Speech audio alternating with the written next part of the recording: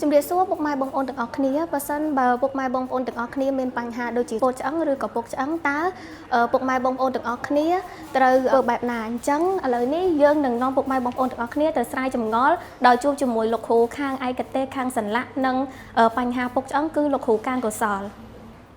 ជំរាបសួរលោកគ្រូអញ្ចឹងខ្ញុំមានសំណួរខ្លះដែលយើងទទួលបានពីអ្នកជំងឺមួយចំនួនដូចជាតកតងជាមួយនឹងបញ្ហាជំងឺស្ពោះឆ្អឹងឬក៏ពុកឆ្អឹងអញ្ចឹងសម្រាប់ទី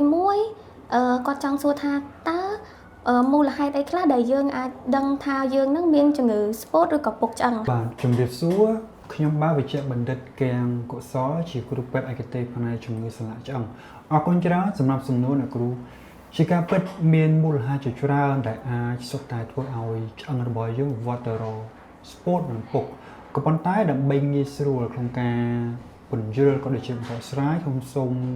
បង្រួមនៅមូលហេតុទាំងអស់ហ្នឹងជាពីរក្រុមធំក្រុមទី1គឺតកតងជាមួយនឹងកត្តាវ័យដែលអាចកើតទាំងមនុស្សប្រុសនិងមនុស្សស្រីក៏ប៉ុន្តែមនុស្សស្រីគឺមានលក្ខណៈពិសេសត្រង់ថាមនុស្សស្រីគឺគាត់ប្រឈមមុខខ្ពស់ទៅនឹងការពុកឬក៏ស្ពោះ